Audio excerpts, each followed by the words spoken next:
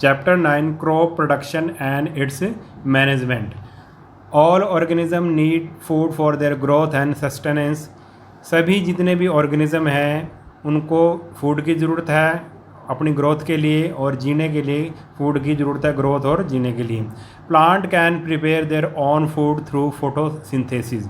जो प्लांट्स होते हैं, जो पौधे होते हैं, पेड़ पौधे होते हैं, वो अपना भोजन खुद बना लेते हैं फोटोसिंथेसिस से। दे आर ऑटोट्रोप्स, इसीलिए उनको ऑटोट्रोप्स कहते हैं। तो अगर आपको कोई पूछे कि ऑटोट्रोप्स क्या होते हैं, तो जो अपना भोजन, जो अपना खाना खुद बना लेते हैं उसको ऑटोट्रोप्स कहते हैं। रेस्ट ऑफ द ऑर्गेनिज्म, और पेड़ पौधों को छोड़ के जो ऑर्गेनिज्म बच गए, इंक्लूडिंग ह्यूमन बींग्स भी उसमें आ जाएंगे, और हेट्रोट्रोप्स, उनको क्या बोलेंगे, हेट्रोट्रोप्स कह रहे हैं। They are dependent on plant for their food.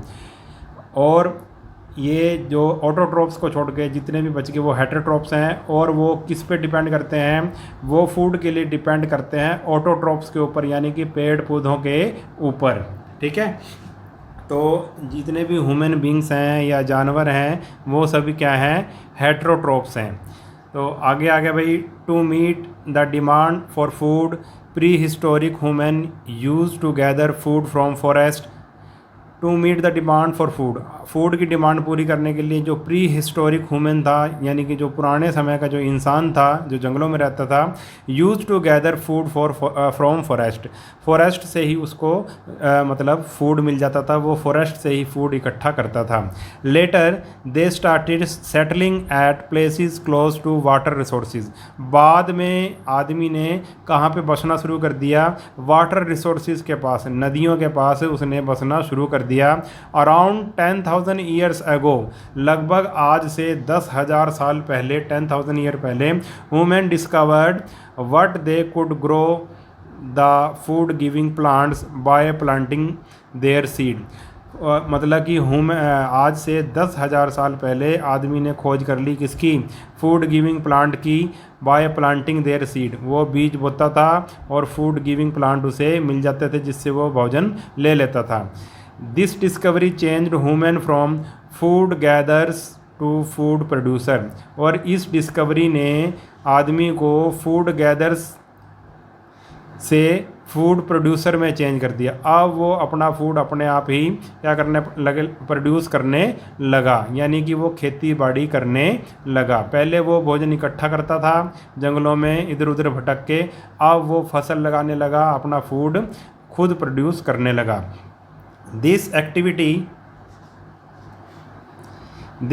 activity gradually become more and more systematic, and practice of cultivation of crop started। और ये जो एक्टिविटी थी वो धीरे धीरे सिस्टमेटिक होती गई खेती बाड़ी की, and practice of cultivation of crop started, और कल्टीवेशन ऑफ क्रॉप, और फसलों का उगाना उसने शुरू कर दिया, फसलों को उगाना शुरू कर दिया धीरे धीरे। The cultivation of one type of plant on a large scale is called crop production. Cultivation मैंने खेती करना किसी एक प्लांट की, किसी वन टाइप के प्लांट की बहुत बड़े स्केल पर खेती करना ही क्रॉप प्रोडक्शन कहलाता है। जैसे कि बहुत सारी ज़मीन पर अगर हम गेहूँ बो दें तो वो क्रॉप प्रोडक्शन है, बहुत सारी ज़मीन पर अगर हम चावल बो दें तो वो क्रॉप प्रोडक्शन है। The practice of cultivating land for growing crops is known as agriculture. और इस प्रैक्टिस को जो हम लैंड फॉर जो हम फसलें उगाएंगे, इस एक्टिविटी को हम क्या कह देंगे, इस एक्टिविटी को हम प्रैक्टिस को कह देंगे agriculture. At the same time human also started domesticated animal for their food and other requirement. और इसी समय आदमी ने खेती करने के साथ साथ क्या, डोमेस्टिकेटेड एनिमल, पशुओं को पालना शुरू कर दिया, फॉर देयर फूड के लिए, और दूसरी रिक्वायरमेंट के लिए उसने, आदमी ने पशुओं को पालना भी शुरू कर दिया। Agriculture now is not only growing food for people and animal but also growing plant for other requirement like fibre, medicines, flower and ornamental plants. Agriculture now, अब जो एग्रीकल्चर है, is not only growing food, सिर्फ food पैदा करने के लिए नहीं होती या फिर जानवरों को खाना देने के लिए नहीं होती, ठीक है, बल्कि इसकी दूसरे यूज़ भी हैं फाइबर के लिए, यानी कि जो हमें कपड़ा वगैरह मिलता है, ठीक है, कपास, कॉटन, मेडिसिन के लिए, दवाइयों के लिए, फ्लावर्स के लिए, और सजावटी पेड़ पौधों की खेती भी अब की जाती है। नेक्स्ट इसका टॉपिक है food from plant. Over a period of time human population on earth has increase manifold. समय बीतने के साथ साथ अब जो अर्थ पे जो पॉपुलेशन ऑफ ह्यूमन है वो बहुत ज़्यादा बढ़ गई है, बहुत गुना बढ़ गई है। As a result the demand for food has also increase. और इसका नतीजा ये हुआ कि देखो पॉपुलेशन बढ़ गई तो डिमांड भी बढ़ गई, किसकी? फूड की। Over 80% of the human diet is provided by seeds of less than a dozen plant species like wheat, rice, maize in। अब क्या है भाई, 80% से ज़्यादा जो ह्यूमन है, आदमी है, उसकी डाइट क्या है? सीड्स हैं, बीज हैं, जैसे गेहूं के बीज हो गए, चावल के बीज हो गए, ठीक है। और वो ये बीज किससे प्राप्त करता है? सिर्फ लगभग दर्जन, लगभग 12 के इक्वल क्या है, ऐसी फसलें हैं, जैसे कि वीट हो गई, गेहूं हो गया, राइस हो गया, मेज़ हो गया, ठीक है, यानी कि मक्का, मेज़ मैंने मक्का, इन सभी से वो क्या प्राप्त करता है? बीज प्राप्त करता है। और लगभग 80% खाना उसका फसलों से ही मिलता है। In order to maintain a steady supply of food farmer undertake several systematic activities spread over a period of time for growing crops. और इस एक्टिविटी को करना, maintain steady supply of food, अगर स्टेडी सप्लाई ऑफ फूड रखना है तो farmer को क्या करना पड़ेगा? एक सिस्टमेटिक एक्टिविटी करनी पड़ेगी over a period of time for growing crop. अगर फसलों को लगातार उसने बढ़ाना है अपनी और सप्लाई को बराबर रखना है तो जो फार्मर हैं, किसान हैं, उनको नई टेक्निक अपनानी पड़ेगी, सिस्टमेटिक ढंग से खेती करनी पड़ेगी। These activity are called agricultural practices. और ये जो एक्टिविटीज़ हैं इसको हम एग्रीकल्चरल एक्टिविटीज़ प्रैक्टिसेस कहते हैं। आगे हम इसके बारे में डिटेल में पढ़ेंगे। Agriculture started about 10,000 year ago. ये कह रहा है कि भाई एग्रीकल्चर जो खेती बाड़ी करना आदमी ने 10,000 साल पहले शुरू किया था आज से। Both agriculture and domestication started in the fertile crescent in east Africa and in the middle east.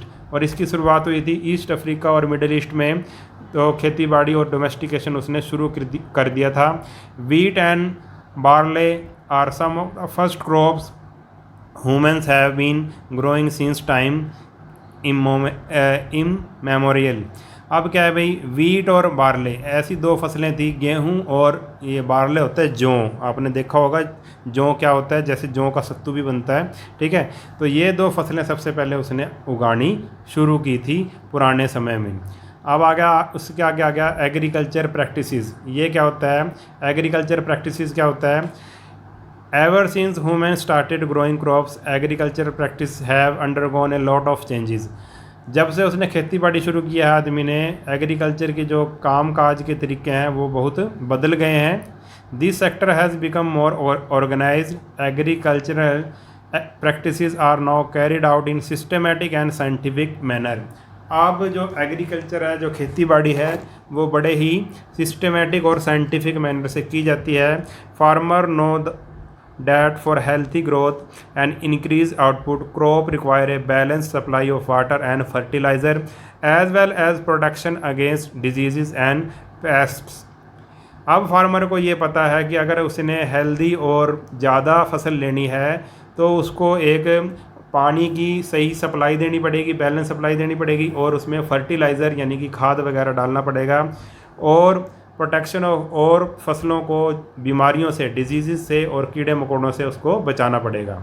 After harvesting proper storage of crop is also essential.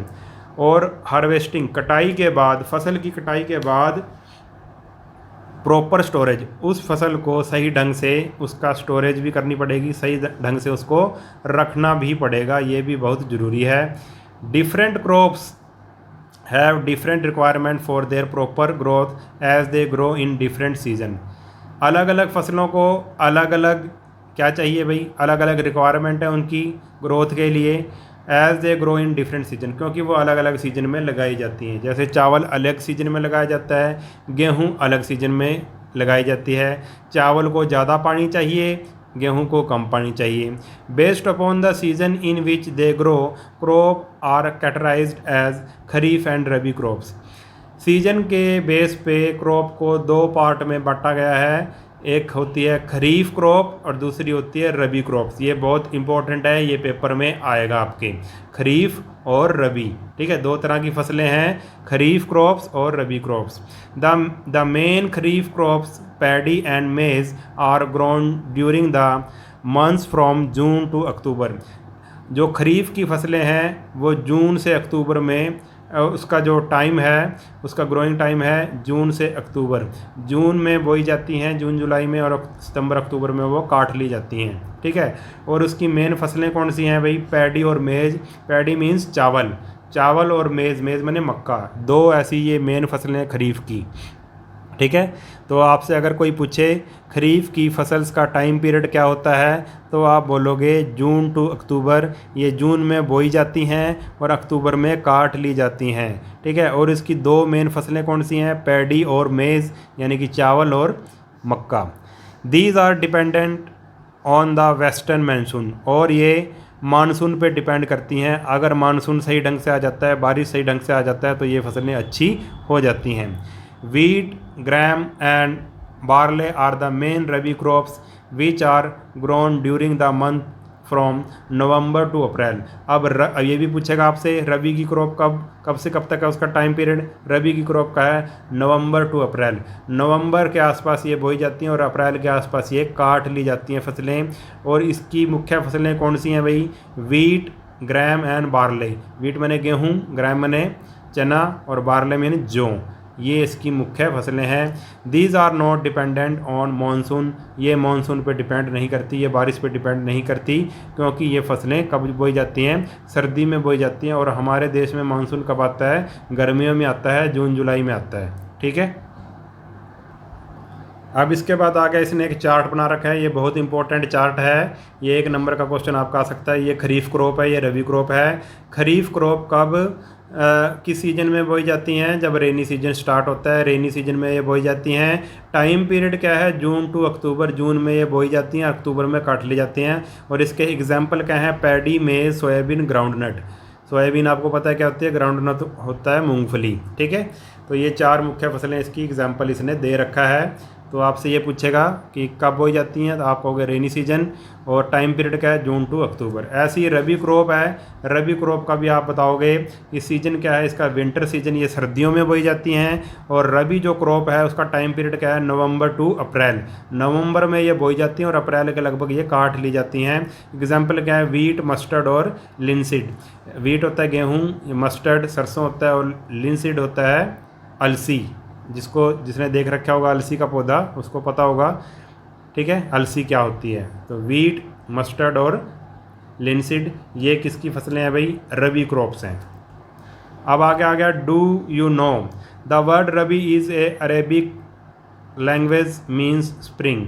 ये अरेबिक लैंग्वेज का एक वर्ड है, ये हिंदी का वर्ड नहीं है, ना ही ये इंग्लिश का वर्ड है। ये अरब कंट्रीज़ यानी कि अरेबिक लैंग्वेज का एक, अरबी भाषा का एक वर्ड है। और रबी का मतलब होता है स्प्रिंग। स्प्रिंग का मतलब बसंत, यानी कि जब गर्मी की शुरुआत होती है। The rabi crops are named to because they are harvested in spring. Rabi का मतलब होता है स्प्रिंग, और रबी क्यों कहा गया है इसको, क्योंकि ये फसलें स्प्रिंग में काटी जाती हैं। रबी में मतलब बसंत के सीजन में जब गर्मियों की शुरुआत होती है तब ये काट ली जाती हैं, इसलिए इसको रबी क्रॉप्स बोलते हैं। और दूसरा वर्ड है खरीफ, ये भी अरेबिक वर्ड है, इसका मतलब होता है ऑटम। ऑटम का मतलब पतझड़। ठीक है, और so guess when are kharif crops harvested. तो खरीफ क्रॉप्स कब काटी जाएंगी, पतझड़ में काटी जाएंगी, यानी कि जब सर्दियों की शुरुआत होने लगती है तब ये फसलें काटी जाती हैं। ठीक है, तो आगे है the various agriculture practices required for growing crops are. अगर हमने फसलें लगानी हैं तो हमें कुछ एक्टिविटीज़ करनी पड़ेंगी, कुछ प्रैक्टिसेस करनी पड़ेंगी और एक सीरीज में करनी पड़ेंगी, तभी हम क्रॉप्स को उगा सकते हैं। वो प्रैक्टिसेस क्या हैं? सबसे पहले जो फार्मर है, किसान है, क्या करता है? प्रिपरेशन ऑफ सोयल, मिट्टी को तैयार करता है, खेत की मिट्टी को, उसमें हल लगाता है, उसको तैयार करता है। फिर उसके बाद जब मिट्टी तैयार हो जाती है उसके बाद सोइंग ऑफ सीड्स, बीज को बोया जाता है। और तीसरा स्टेप है addition of manure and fertilizer, इसको सोयल रिप्लेसमेंट भी कहते हैं। फिर क्या होता है? अभी खाद मिलाई जाती है, मैन्योर का मतलब खाद, और फर्टिलाइज़र भी खाद होता है जो फैक्ट्री में बनती है। मैन्योर तो देसी खाद होता है और फर्टिलाइज़र क्या होता है? जो फैक्ट्रियों में खाद बनती है। तीसरा स्टेप ये है। चौथा स्टेप क्या है? सप्लाई ऑफ वाटर, यानी कि इरीगेशन की जाती है, पौधों को पानी दिया जाता है, बीजों को पानी दिया जाता है। फिर उसके बाद अगला स्टेप है crop protection from weeds and pests. अब क्रॉप की प्रोटेक्शन की जाती है किससे? वीड्स से और पेस्ट से। वीड्स क्या होता है? देखो, अगर हमने गेहूं की फसल लगाई तो गेहूं के पौधे तो लगेंगे, मगर उन पौधों के साथ कुछ फालतू के घास फूस भी लग जाएगा, कुछ फालतू के पौधे भी लग जाएंगे जो हमें नहीं चाहिए, तो उनको क्या कहते हैं? वीड्स कहते हैं। और ये वीड्स फसल के लिए बड़े ख़तरनाक होते हैं क्योंकि वो सारा फसल का खाना खा जाते हैं। एक तरह से आप ये लगाओ, खाद वगैरह जो भी किसान डालता है तो ये वीड्स ही ले लेते हैं, तो फसल अच्छी नहीं होती, तो इनको ख़त्म करना ज़रूरी है। और पेस्ट आपको पता है क्या होते हैं? कीड़े मकोड़े लग जाते हैं फसलों पर, उनसे भी बचाना ज़रूरी है। तो क्रॉप प्रोटेक्शन भी ज़रूरी है। उसके बाद आता है भाई हार्वेस्टिंग, फसल को काट लिया जाता है और लास्ट में जब काट ली जाती है फसल, घर पे लाई जाती है, तो उसका स्टोरेज भी ज़रूरी है, उसको सही ढंग से रखा जाता है। तो ये स्टेप हमें दे रखे हैं कि कैसे किसान मतलब शुरुआत करता है और कैसे ख़त्म होता है। 1 2 3 4 5 6 7, ये 7 स्टेप्स दिए हुए हैं। ठीक है, इसको हम डिटेल में करेंगे, इन सभी स्टेप्स को डिटेल में अगले वीडियो में हम करेंगे। इस वीडियो में इतना ही। अगर वीडियो आपको अच्छा लगा है तो चैनल को सब्सक्राइब कर लेना और वीडियो को अपने सभी दोस्तों के साथ शेयर ज़रूर कर देना। मिलते हैं नेक्स्ट वीडियो में, तब तक के लिए नमस्कार।